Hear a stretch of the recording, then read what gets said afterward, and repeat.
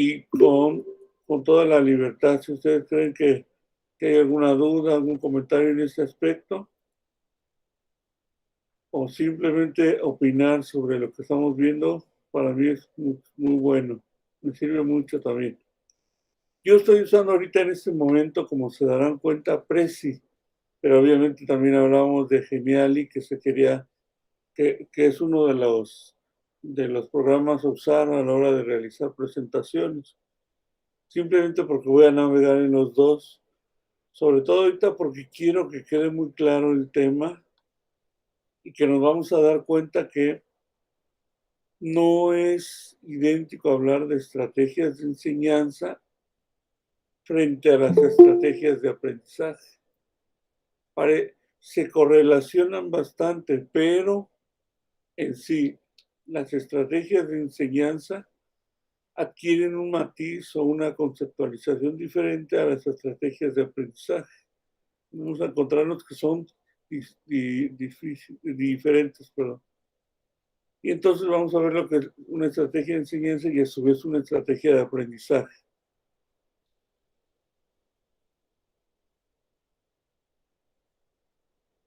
¿Cuál es entonces nuestro objetivo para esta clase? Identificar los tipos de estrategias que se involucran en esa promoción de aprendizaje de los contenidos.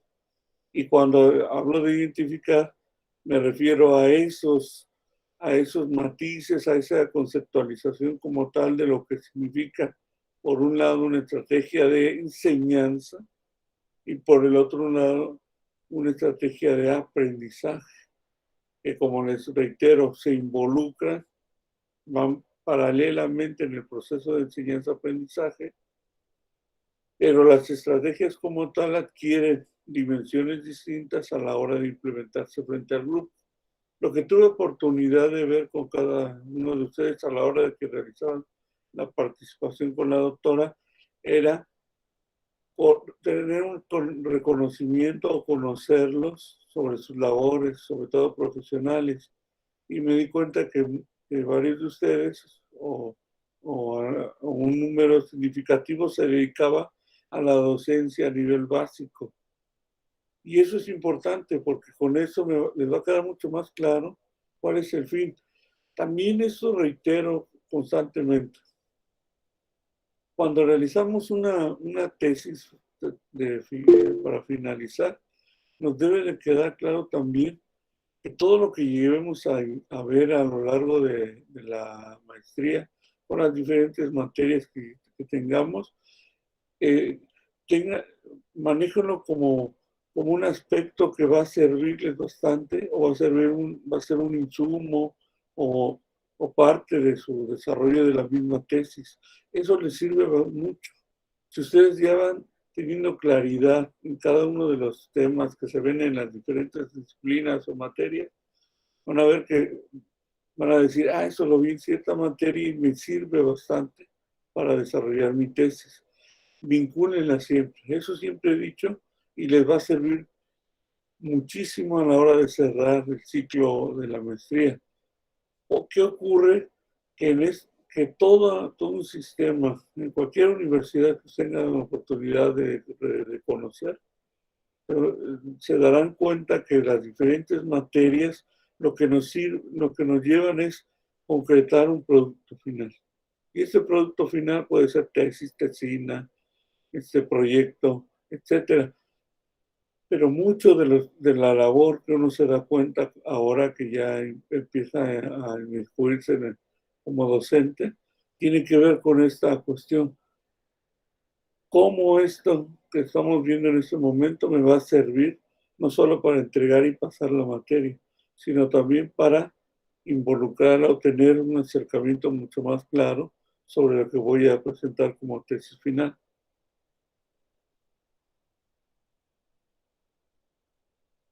Bien, aquí me gustaría mucho conocer su opinión. Para ustedes, ¿qué es estrategia? ¿Qué será la estrategia? Yo, Ezequiel. Sí, sí, gracias, Doc. Lo que pasa es que utilizo un seudónimo en sitios de internet, por eso utilizo esto, pero bueno, ya me conocieron. Bien, una estrategia es un plan diseñado para alcanzar un objetivo, así lo definiría yo. Muy bien, sí, es correcto. Después, es un plan también, una estrategia es un plan. Es correcto la apreciación de Ezequiel. ¿Alguien más sobre estrategia? También me gustaría conocer su opinión. ¿Qué será entonces enseñar y por otro lado aprender, Noemí? Adelante, ¿eh? Sí, profe. Estrategia es, sí, gracias. Estrategia es planificar. Es como cuando vas a la guerra, tienes que tener una estrategia, una táctica, una técnica de ataque. Entonces tú tienes que planear cómo vas a transmitir los conocimientos. Es una planeación. Una planeación es correcto, también muy bien, bien enfocado. Y entonces en como estrategia, ¿cuál será lo vinculante en enseñar y en aprender? ¿Cuál será? Judy, perdón, Ezequiel. Ezequiel. Si me quiere decir Judá, me puede decir Judá, no pasa nada. No. Al fin y al cabo es mi seudónimo. Bueno, no se puede tener una estrategia o no se puede diseñar un plan si no se tiene un objetivo. ¿Sí? O sea, para empezar necesitamos tener un objetivo. Entonces, ¿cuál es nuestro objetivo? Pues yo creo que dentro del proceso de, bueno, lo voy a ligar con las demás materias, ¿no? Dentro del proceso de diseño curricular se nos plantean cuáles son los objetivos que debemos de cubrir para tener cierto programa de estudios. Entonces, esos objetivos son aprendizajes y lo que tenemos que hacer nosotros es de qué manera vamos a hacer que esas enseñanzas que nos está pidiendo el programa se las vamos a transmitir, en este caso, al alumno, ¿no? Ese es el proceso de que lo que nos están enseñando, experiencias de aprendizaje. ¿Cómo vamos a convertir esos objetivos en experiencias de aprendizaje para que los muchachos se lleven eso dentro de su bagaje de conocimiento y lo puedan aplicar en su vida, ¿verdad? Muy bien, sí, es correcto. Muy bien, Noemí. Adelante. Sí, profe.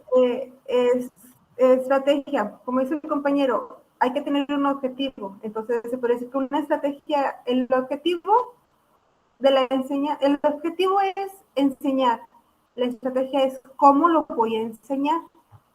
Y es cuando ya debes tener en cuenta a cuántos voy a enseñar, qué nivel voy a enseñar, qué contenidos voy a enseñar. Y de ahí va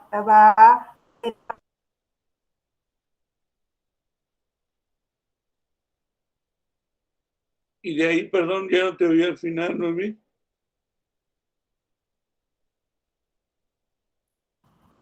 Sí, desde que de ahí es cuando se deriva la planeación. O sea, después de tener bien claros los objetivos, ¿cuál es el objetivo a enseñar?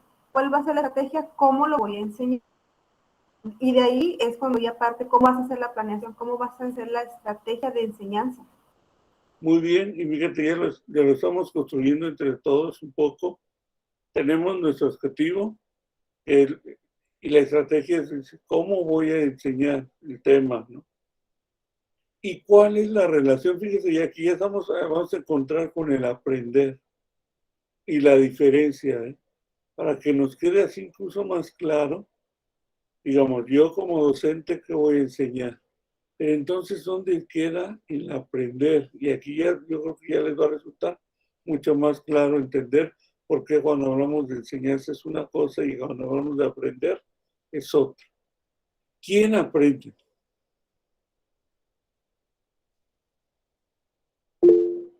Sí, Ezequiel o Judas me dice. Gracias. Pues todos, Doc, todos aprendemos, pero el objetivo principal es que el alumno se lleve un aprendizaje marcado en un programa o marcado en un diseño curricular, ¿verdad? Entonces, el objetivo es ese. El maestro o el facilitador o el tutor debe de buscar la estrategia para que el alumno adquiera el conocimiento que le está marcando el programa. Muy bien, muy bien. Vean ustedes el juego entonces, porque como acaba de decir muy bien Ezequiel, también aprendemos todo, pero en ciertos momentos, y tiene que ver con la sesión anterior que vieron con la doctora, hay roles que nosotros también asumimos. Yo como docente, al mismo tiempo que voy a enseñar, voy a aprender de diversas circunstancias, si que fue correcto el proceso de enseñanza-aprendizaje en el momento, si no, implemento nuevas acciones y eso me lleva a un proceso de aprendizaje. Van a ver ustedes que si lo vemos desde el punto de vista filosófico, es una dialéctica constante entre que yo enseño y a su vez voy a aprender.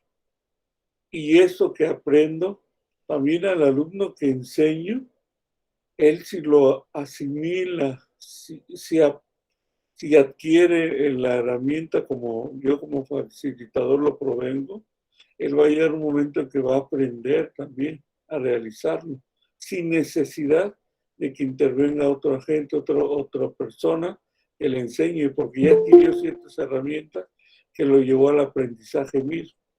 Pero veamos, ¿qué es lo que ocurre entonces? Muy bien, ¿eh?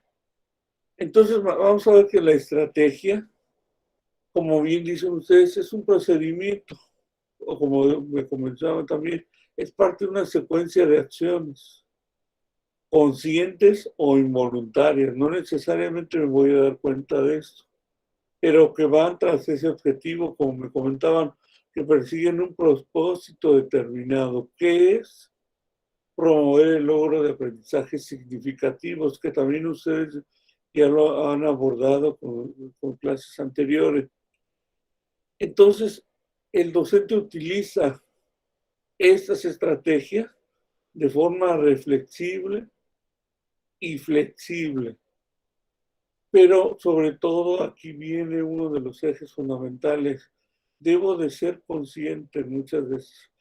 En muchas ocasiones tiene que ver, porque el proceso mismo también te lo...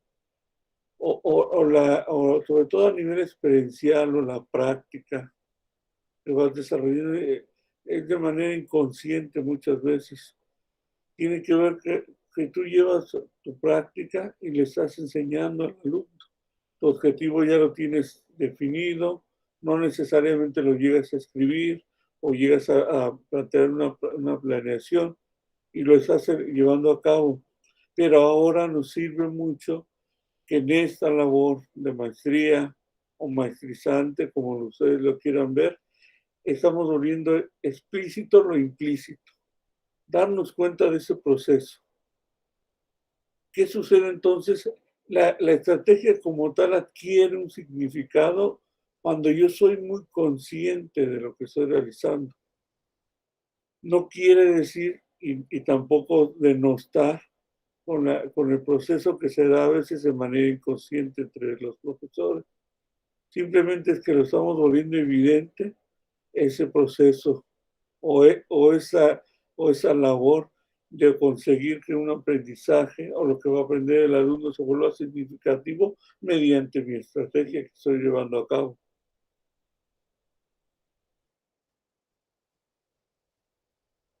Pero entonces aquí decimos que para lograr ese aprendizaje significativo se va a requerir de estrategias tanto de enseñanza como de aprendizaje.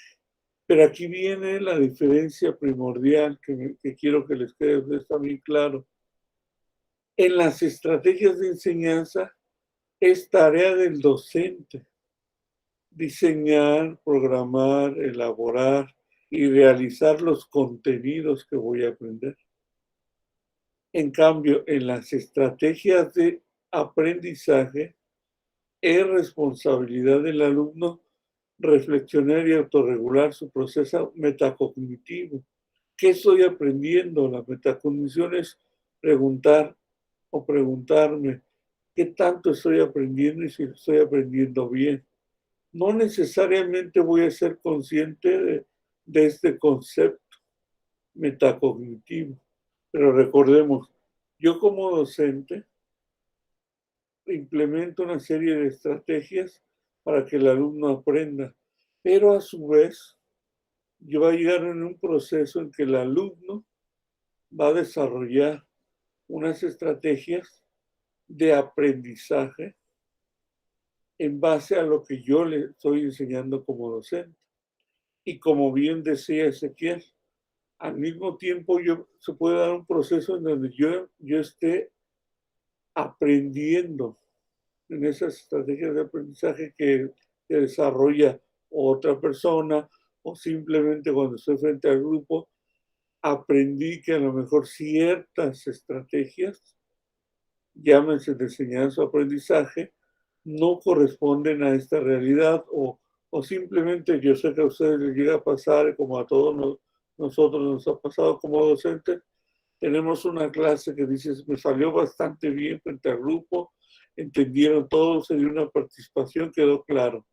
Enseguida llego a tener otro grupo o otro tema con el grupo, y prácticamente fue, a veces hasta dice uno, hijo, me salió bastante mal o deficiente porque no aprendieron mis alumnos. Pero entonces viene ahí un proceso de aprendizaje del docente y metacognitivo. Es decir, ahora qué voy a realizar para cambiar esta situación. Judith, adelante. Perdón, Ezequiel, es que estaba viendo de lejos. Sí, gracias. Quisiera compartir, para complementar lo que usted está diciendo, pues ya regresamos a clases presenciales a nivel preparatoria, ¿verdad? En la escuela donde yo estoy dando clases, doy las mismas materias, todo lo que es ciencias, física, química, matemáticas, tanto en la Secretaría de Educación Pública como en el programa de la Autónoma de Nuevo León.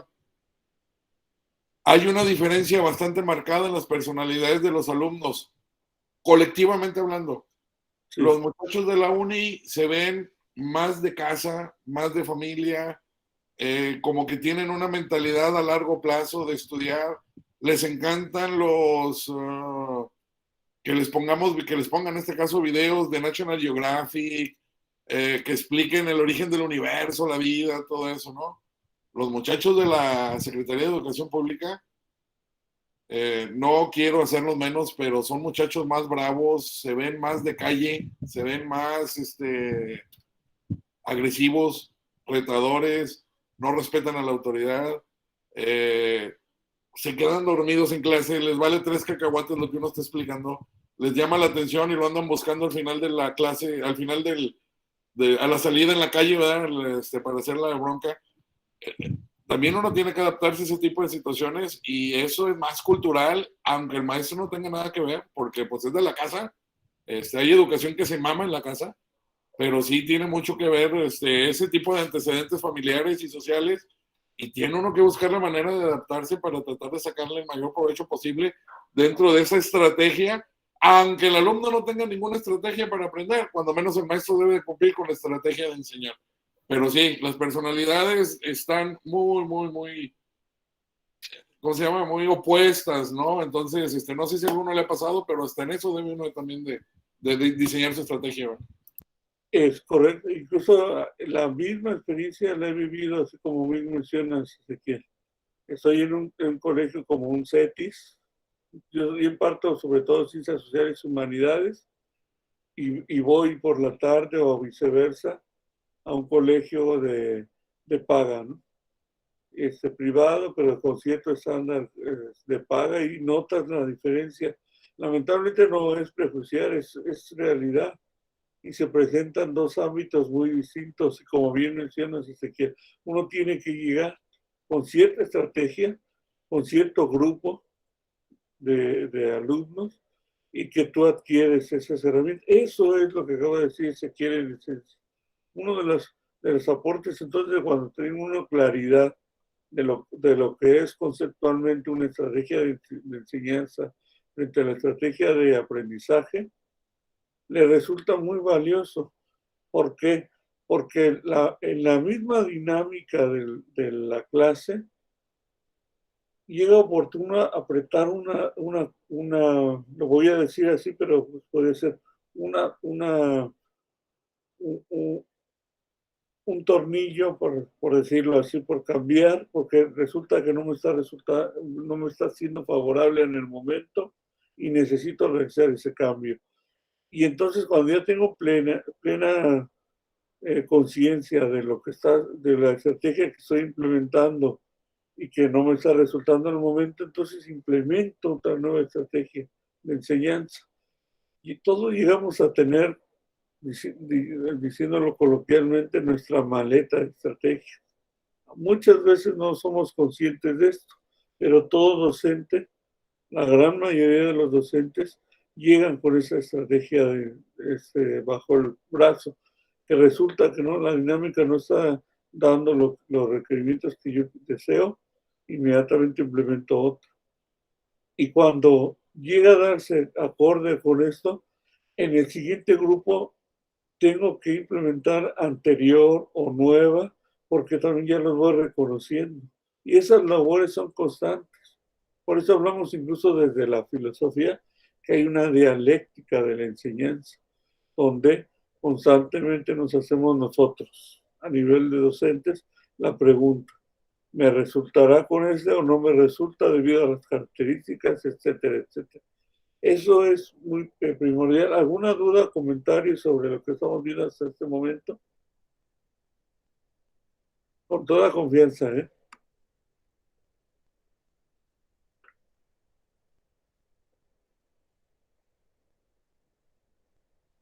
Vamos a centrarnos en este momento en lo que es una estrategia de enseñanza. En la educación formal, el docente es el factor, como decimos aquí, porque él va a ser el guía, el facilitador para el alumno en el aprendizaje. Es primordial aquí. El cómo voy a enseñar.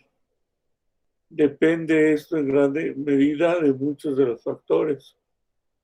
¿Quiénes somos nosotros? ¿Cómo nos formamos desde origen? Los objetivos que elegimos primordialmente para esa clase, ya sea presencial o virtual. Y aquí voy a empezar a hablar de híbridos y de esa cosa, porque debemos ser conscientes que, aunque parezcan escenarios muy distintos e impares, hay muchas de las consideraciones que nos llevan a trabajar de manera muy profesional en los dos ámbitos. La manera de relacionarlo con los alumnos, cómo nosotros establecemos esa relación, que se puede dar de confianza, de mucho respeto, sobre todo también de empatía, cuando hablamos de situaciones educativas, socioemocionales, etcétera, etcétera. Y aquí volvemos otra vez a esos recursos y estrategias que nosotros utilizamos para llegar a ello. ¿Qué es lo que realizamos para que mi estrategia funcione? Y entonces todo eso lo vamos a conceptualizar o lo vamos a englobar en el cómo enseñar, en esta estrategia de enseñanza, frente a la estrategia de aprendizaje. Bueno, ¿qué entendemos entonces como estrategia de enseñanza? Sería esto. Son los procedimientos, el procedimiento que nosotros vamos a usar como profesores para promover, para que se lleve a cabo un aprendizaje significativo en los alumnos. Nosotros entonces veamos una estrategia de enseñanza como el procedimiento para que el alumno se lleve en ese bagaje cultural y lo que va aprendiendo en el momento una significatividad respecto a lo que va a aprender en ese momento. ¿Y qué es significativo? Que le resulte valioso para él y que también diga en un momento y diga como lo que dijo Ezequiel a la doctora, que fue muy apropiado. ¿Sabe qué, doctora? En este tema que usted explicó, aprendí mucho. Esto es un momento significativo en el proceso de enseñanza-aprendizaje. Esto es porque la maestra o la doctora supo implementar un procedimiento. ¿Para qué? Para que se pudiera promover ese aprendizaje significativo en el grupo. También recuerden que el reto es que tenemos un grupo heterogéneo, como lo han mencionado, y este grupo heterogéneo debe aprender de manera general el tema que tú le vas a abordar. Y esta es cuando viene ya la función que nunca va a ser reemplazable, ¿eh?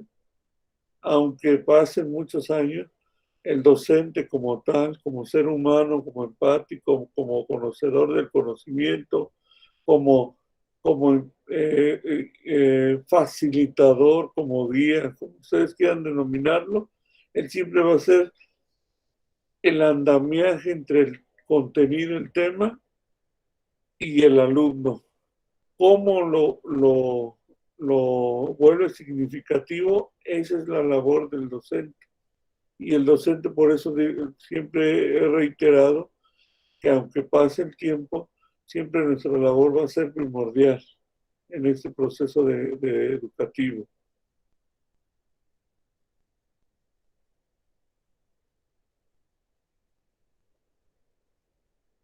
¿Cuáles son entonces los aspectos que debemos considerar nosotros para una estrategia de enseñanza? Debemos tomar siempre en cuenta las características de nosotros. Por ejemplo, hay fortalezas que nosotros llegamos a tener frente al grupo, pero también somos conscientes que tenemos nuestras áreas de oportunidad, nuestras preferencias personales. A un servidor me encanta el cine, por eso inmediatamente cuando se puso Judah Ben-Hur como seudónimo Ezequiel, me atrajo inmediatamente a Charles Heston cuando estaba viendo aquella gran película de Ben-Hur o Ben-Hur, como la queramos. Por eso me puse así, Doc, porque dicen que me parezco mucho a Charlton Heston cuando estaba joven.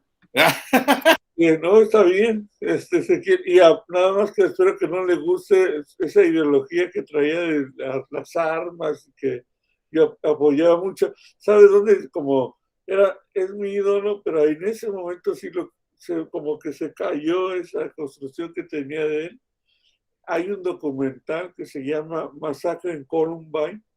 El director es Michael Moore, muy buen director. Si ustedes pueden ver ese documental, donde sucede una masacre de estudiantes en Columbine, que se visten ellos de negro, como en la película esa de Matrix, que viene la 4, por supuesto, por si no lo sabían. Entonces, bueno, realizan esa masacre atroz entre estudiantes y se empieza otra vez a tema el problema de las armas tan fuerte. Y dicen, ¿sabe qué? Hay que regularlas, el Estado debe intervenir, etcétera. Y Charles Heston es de los primeros promotores en que dice, no, eso es libertad contra la primera enmienda, e incluso llevan a cabo su reunión anual intencionalmente en Columbine.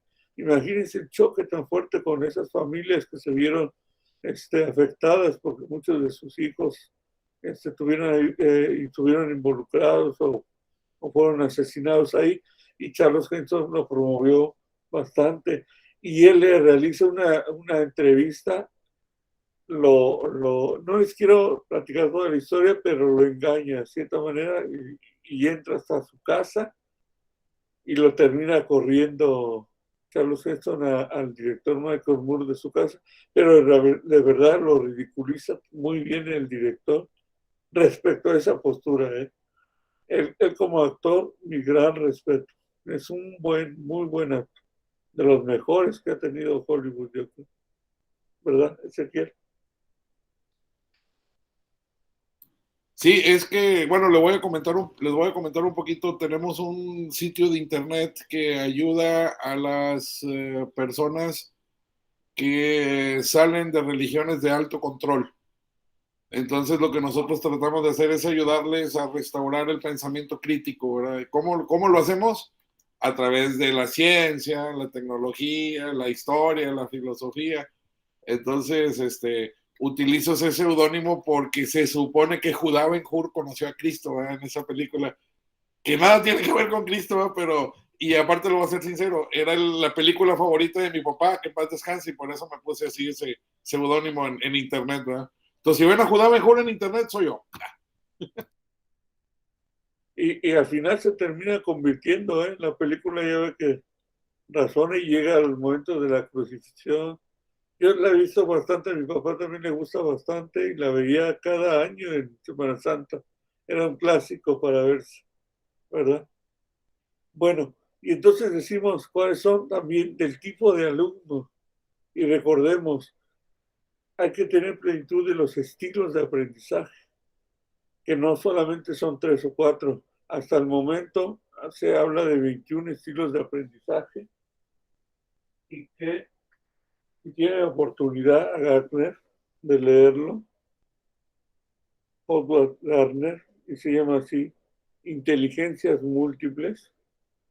Es un buen libro que nos sirve bastante para tener un acercamiento a lo que es a los diferentes estilos de aprendizaje que llegamos a tener en la clase.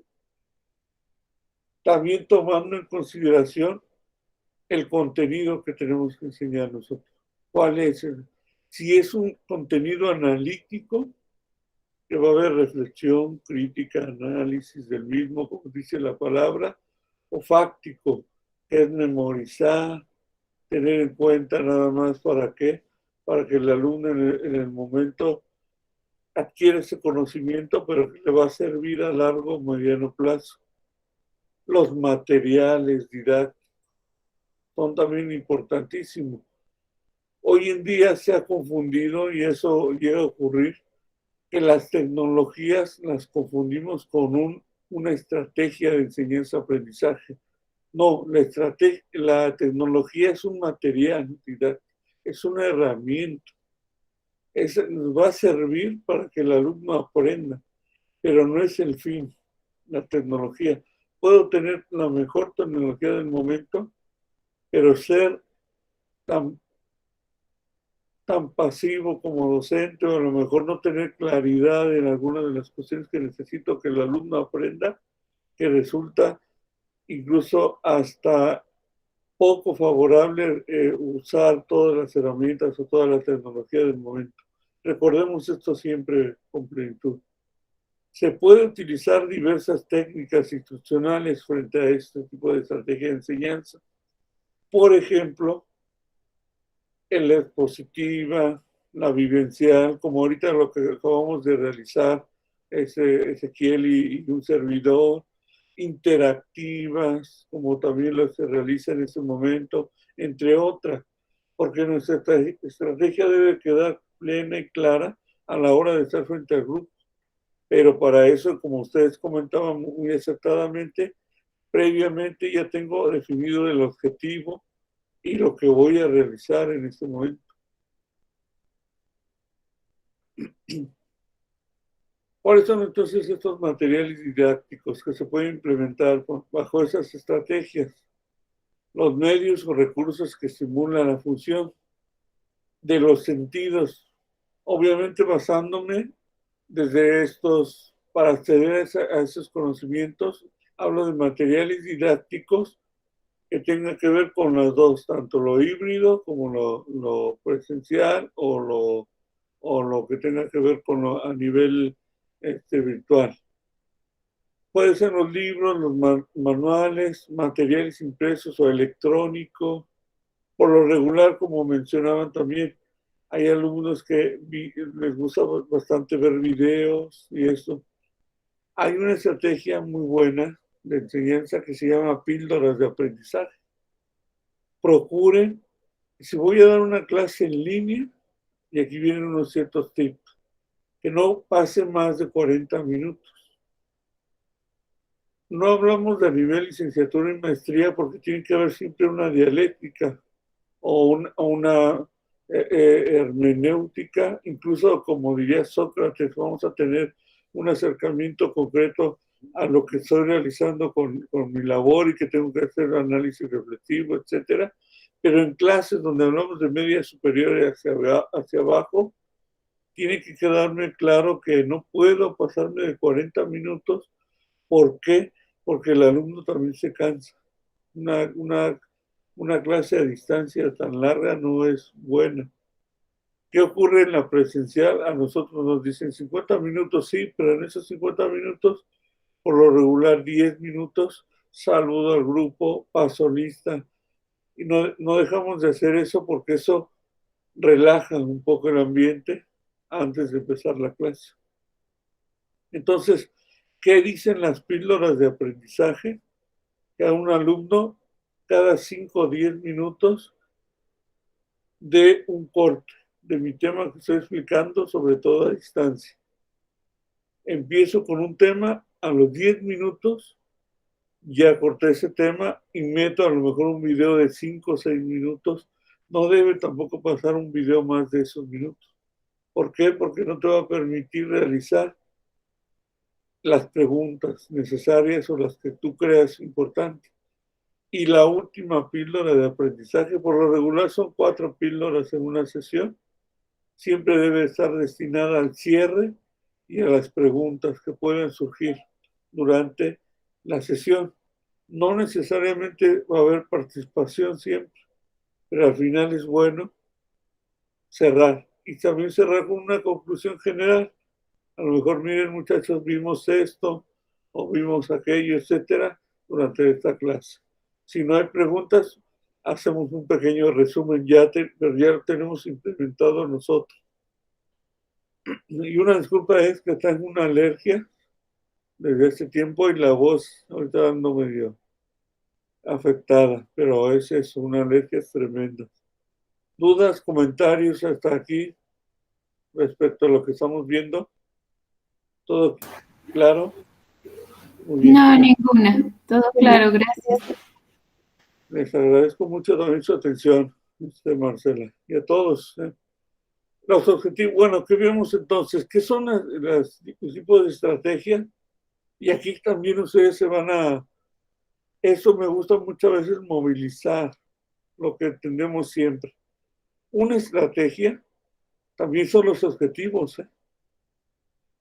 Puede ser una estrategia de enseñanza y de aprendizaje el objetivo. Recordemos, los objetivos nos ayudan a marcar, como bien decía al principio ustedes, Ezequiel y Noemí, a marcar esa ruta que voy a seguir. Entonces estoy implementando ya desde ese momento mi objetivo como estrategia de enseñanza. Posteriormente a lo mejor suceden ciertas cosas y voy a implementar un nuevo objetivo para que se dé la enseñanza nuevamente. Que ya logré llegar a mi objetivo, mi siguiente objetivo es ahora de aprendizaje. Al final, todos nosotros como docentes tenemos un objetivo de aprendizaje. Si aprendí yo como docente en la clase, que fue bueno el tema, que lo entendió el grupo, cuáles son mis áreas de oportunidad, o bajo estas circunstancias decir que este tipo de estrategia no me sirvió de plano e implemento nuevas estrategias con el grupo. El resumen lo pongo, pero el resumen se ha abusado, ese es el problema. Lo desgastamos bastante los docentes. Yo, bueno, recuerdo desde mi infancia, siempre nos estaban pidiendo resumen, y se dio un desgaste de esa estrategia. No es mala, pero analízalo cuando la puedes implementar. Las ideas previas, recordemos que si estamos bajo el paradigma del constructivismo, nos habla que siempre tenemos nosotros ideas previas y al implementar o al traerlas al momento, nosotros incorporamos las nuevas ideas y con eso logramos construir o reconstruir aprendizaje significativo. Podemos tenerla como una gran estrategia, una idea previa. Que entro a la clase y aparte de manejar una estrategia clásica, pero también que ha servido mucho, lluvia de ideas.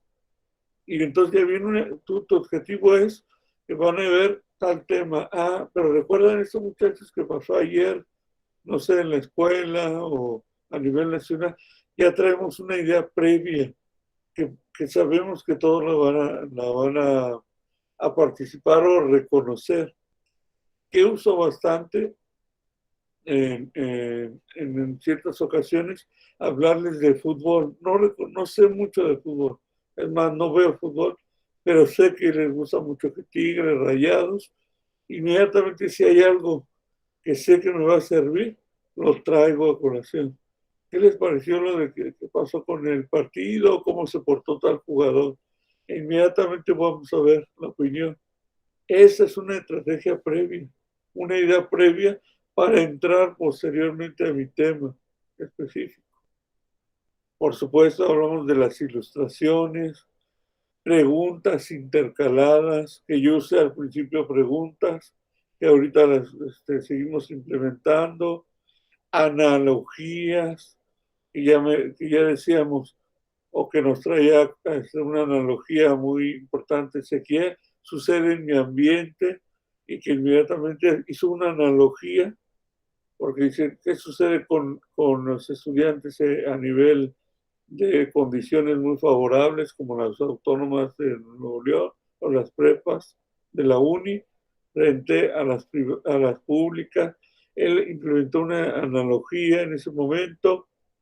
En las pistas, tipografías, como decimos ahí, o discursivas, que son unas pistas, yo le dejo una palabra al alumno o la resalto mucho, para que el alumno le quede claro a este tema. Cuando estoy frente a grupo, lo que hago yo, o lo que se debe hacer como docente, es moverte bastante. Recuerden, una clase nunca se da sentado uno, ¿eh? Eso se lo recomiendo mucho y siempre el alumno lo percibe. Si el maestro no se para y da su clase sentado todo el tiempo, inmediatamente como que queda la percepción de que hay pereza, poco ánimo. Obviamente llega a haber circunstancias que me impiden en cierto momento, pero yo ya les dije previamente a los alumnos, etcétera. Eso debe estar muy bien identificado. Mapas conceptuales, estructuras textuales, que también son conocidas como los organizadores gráficos. Y hay bastantes libros que hablan de eso y sirven bastante, los organizadores gráficos o mapas conceptuales o mapas mentales. Sobre todo, ¿para qué? Para que el alumno organice la información. Este tema lo desarrollé en la maestría y bajo esa investigación les comento, me gusta mucho comentarlo. Los organizadores gráficos, tanto y los mapas conceptuales como mentales, que adquieren otro matiz, pero los tres son básicamente para organizar la información, son muy bastante buenos cuando tú vas a introducirlos en los temas o cuando quieres hacer un resumen importante del mismo. Si tú llegas con tus materiales, los rotafolios, y ya lo traes listo, créeme que el alumno se va a sentir muy identificado porque dice, aparte que le va a decir el maestro cómo se esfuerza por realizar un trabajo, al mismo tiempo a ti te sirve porque la claridad del tema ya está muy presentada en tu mapa conceptual u organizador gráfico, y el alumno queda como muy claro respecto a lo que se está viendo en clase. Ojo, no a todos los grupos resulta, no todos los temas son viables en eso, pero es importante tomarlo en cuenta, ese tipo de estrategia. Ahorita estoy hablando ya de estrategias en general, tanto de aprendizaje como de enseñanza, pero son muy recomendables. ¿Dudas, comentarios hasta este momento? Muy bien.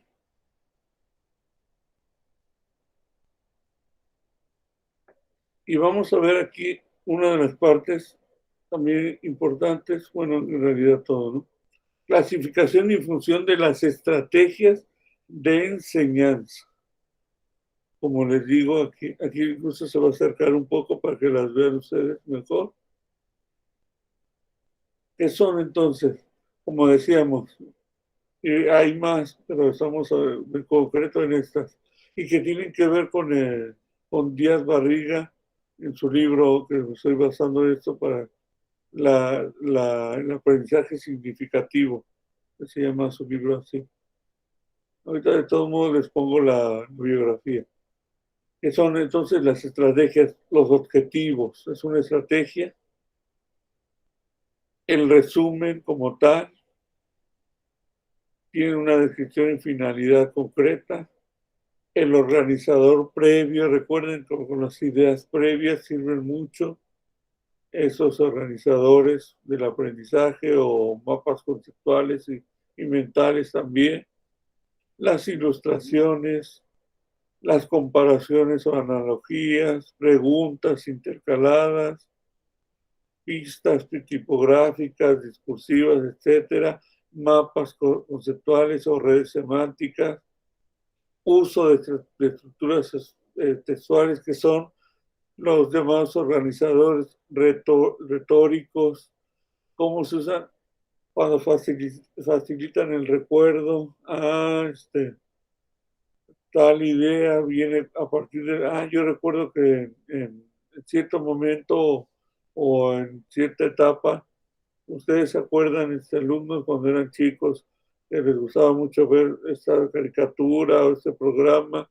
Estoy aplicando ahí un uso de estructura textual porque estoy aplicando el recuerdo para obtener un recurso de aprendizaje. Como sea, también les comparto posteriormente la liga para que ustedes entren a esta presentación y con todo gusto la vean. La pueden ver y compartir. Bueno, y entonces, ¿cómo vamos a clasificar esas estrategias de enseñanza? Son preinstruccionales, coinstruccionales y postinstruccionales. ¿Qué quiere decir esto?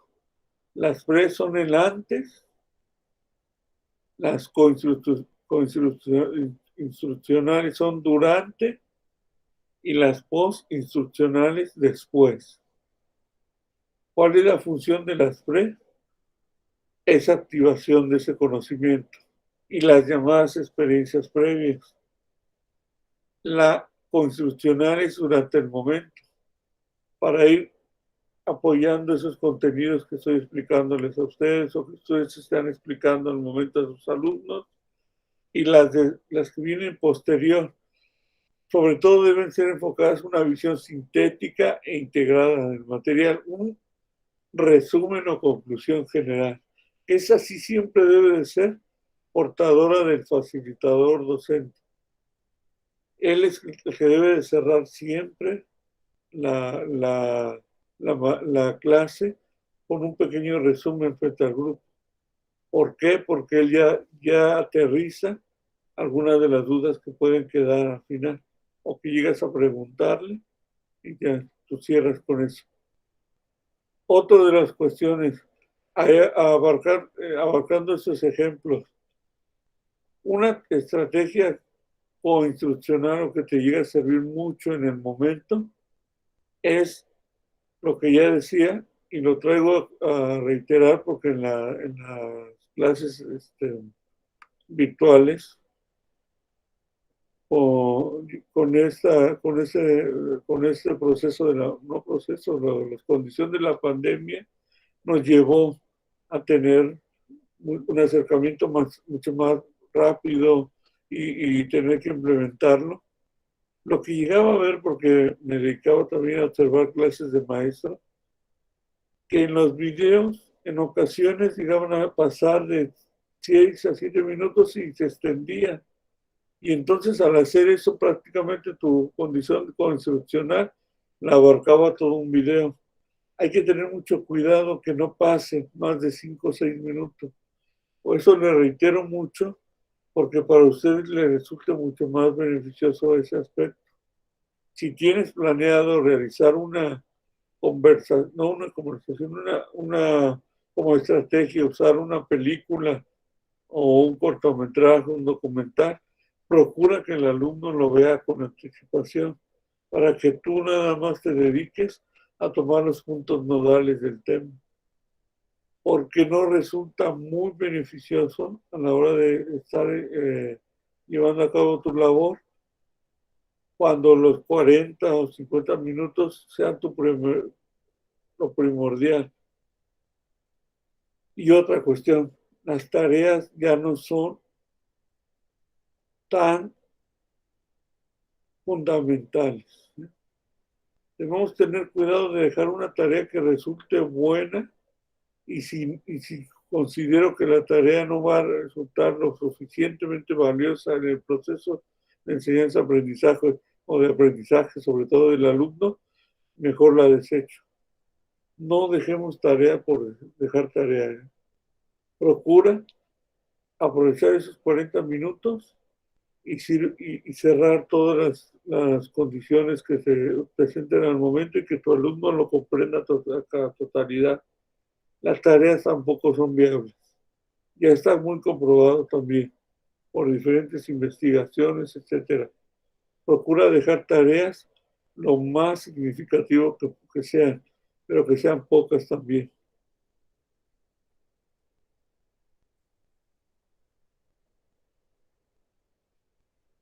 Y vamos a ver entonces aquí la clasificación de las estrategias de enseñanza según ese proceso cognitivo atendido. Y aquí son varias de las estrategias.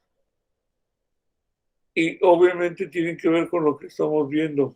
Estas estrategias para promover el enlace entre los conocimientos previos y la nueva. Como decíamos, organizadores previos y analogías. Lo previo y lo nuevo tiene que ver con una significatividad anterior. Pero también hay las estrategias para activar o generar conocimientos previos y para establecer expectativas adecuadas en los alumnos. ¿Qué quiere decir esto? Para conocer lo que no saben los alumnos. Eso sobre todo le llega a servir a uno como docente.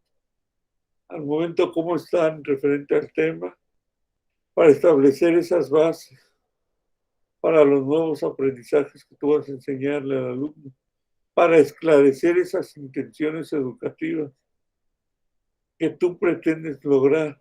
Por ejemplo, la lluvia de ideas, pero no necesariamente, ¿eh? También puede ser el objetivo. Una estrategia que resulta buena es que le pongas el objetivo de tu clase al alumno, de verdad. Les ayuda mucho a que tú le digas, el objetivo de esta clase es este, y se los pongas en una parte superior derecha, si quieres abajo de tu fecha. Otro de los tips que siempre recomiendo, de tu lado izquierdo del pintarrón, incluso de la presentación, cuando llegas a poner, procura poner siempre nada más la sesión y la clase. Sesión, ¿qué se refiere o qué número de sesión estás viendo? ¿Qué clase? El tema en general.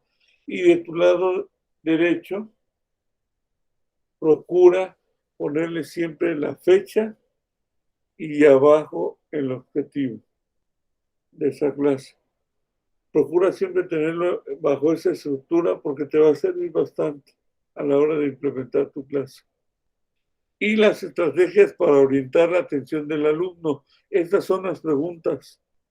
El empleo de pistas o claves, etc. Priselda, tiene problema. Dices, tiene que retirar. Ya vamos a cerrar ahorita este. Muy bien, igual. Buenas noches, Priselda.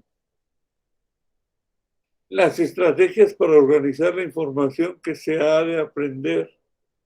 Y aquí vuelvo a los mapas conceptuales, redes semánticas, el resumen, cuando es viable, cuadro sinóptico. ¿Qué vamos a aprender? ¿Cómo voy a cerrar también? Poner un mapa conceptual después de ver el tema y ya lo pongo ahí, o ya lo traigo como contenido especial.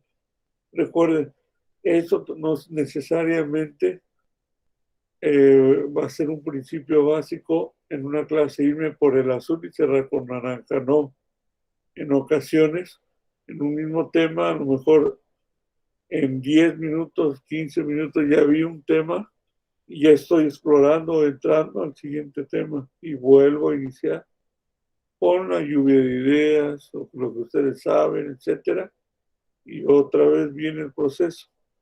Eso te vuelve una persona, un profesionista de la educación cuando ya tienes plenitud de lo que estás tú abordando en clase.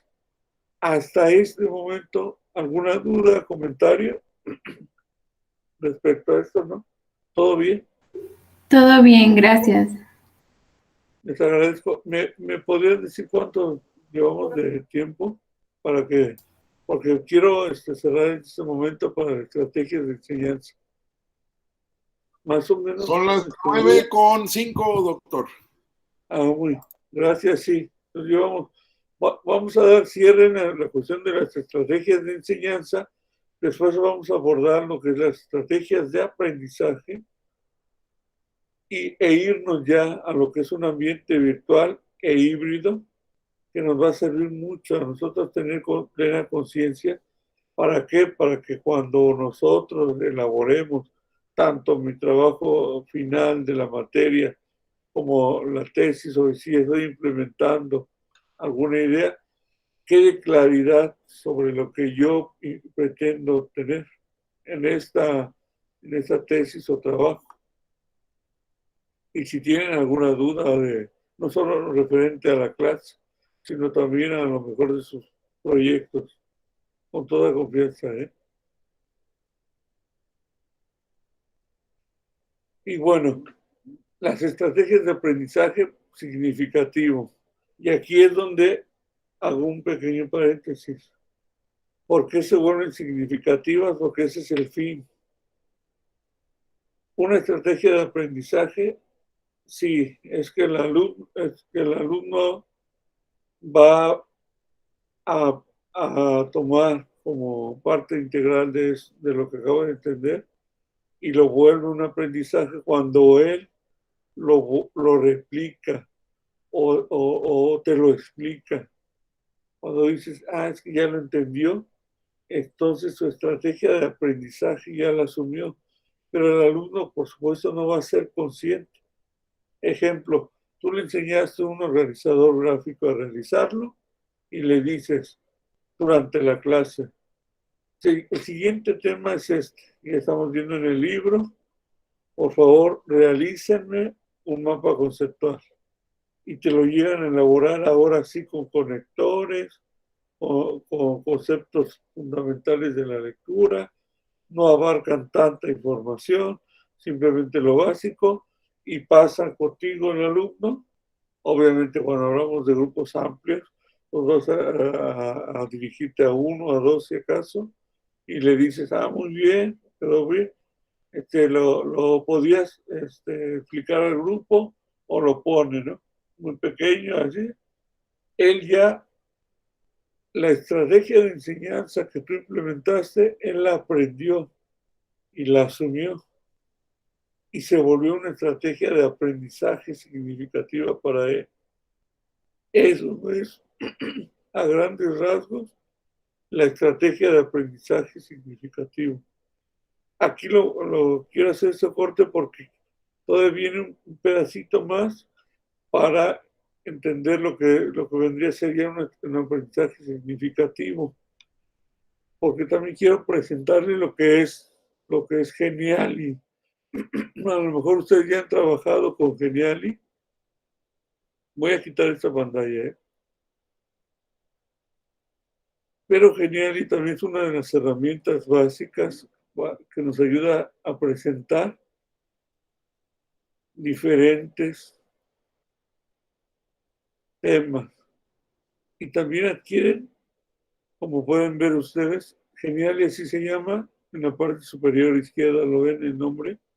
Digamos, este es de un servidor. Es mi cuenta, es gratuita.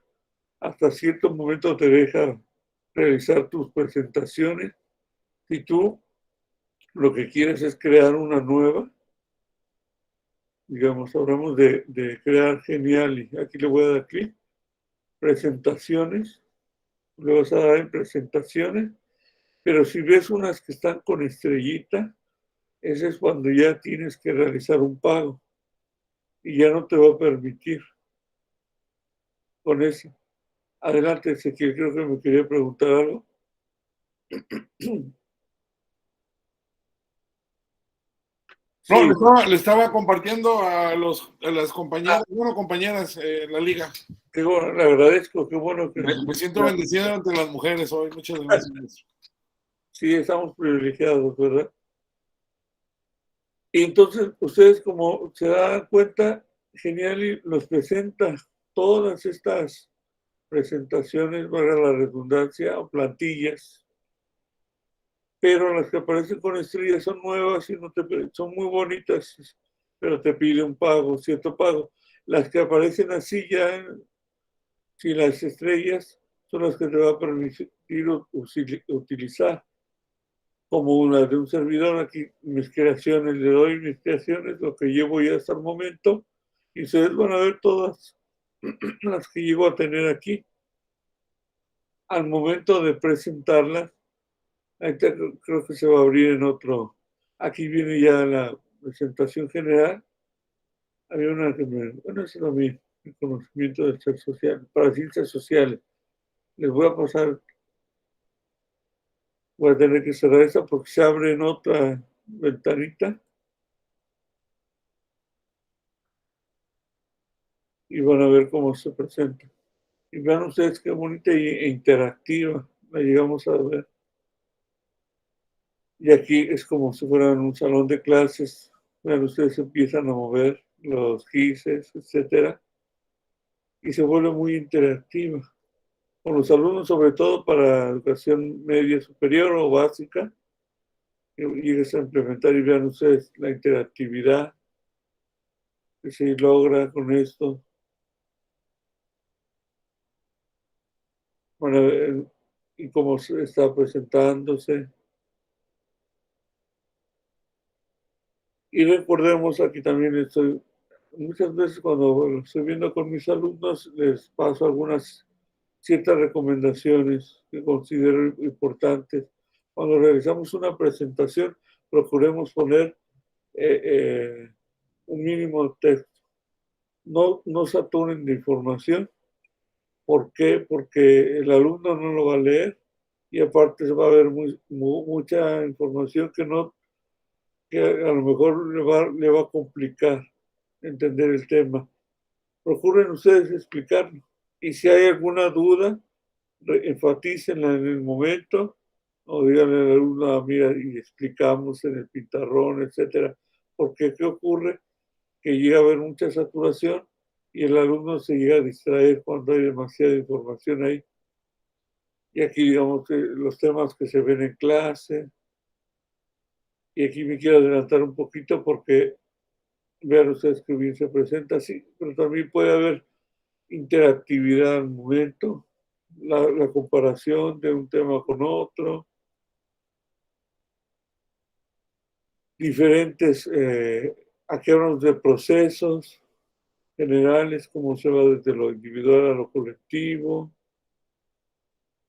o también, aquí vamos a ver otro de cuando ya queremos implementar, mire, resulta también muy bonito porque nada más, aquí tú le puedes dar un clic, aquí yo no puse, pero tú le das un clic a la rueda y te va a arrojar aquí una información que tú consideres que debe de verse en cada uno de los círculos. Te permite meter una información vital ahí, importante. Y también videos. Y ustedes lo van a poder ver así. Ya le presentaste el video. Dices, lo voy a poner el video en este momento. Le das clic. El video empieza a correr. Pero si tú quieres no que lo vea completo el alumno, inmediatamente lo expandes, ¿no? Aquí el video. Y ya se lo estás presentando al alumno. Y si tú necesitas marcarle una instrucción o hacer un comentario durante el video, pues nomás lo pausas, lo chicas nuevamente y explicas el tema, etcétera, y puedes hacer estos tipos de cambios, ¿no? Frente a esto. Hasta aquí, ¿alguna duda, comentario? ¿Nuevos alumnos? ¿Todo bien? Todo bien, gracias. Sí, le quedó todo claro como le expliqué, no hay ningún comentario. Muy bien, les agradezco muchísimo. Esta es nuestra primera parte. Dígame, Perdón, doctor, disculpe. son dos duditas, bueno, tres. Número uno, ¿vamos a tener la sesión cada 15 días o va a ser cada semana? Por lo regular, yo la implemento como venía con el maestro, con la doctora. ¿Cómo la llevaban ustedes? La doctora la venía implementando cada 15 días. O sea, una semana sí, una semana no.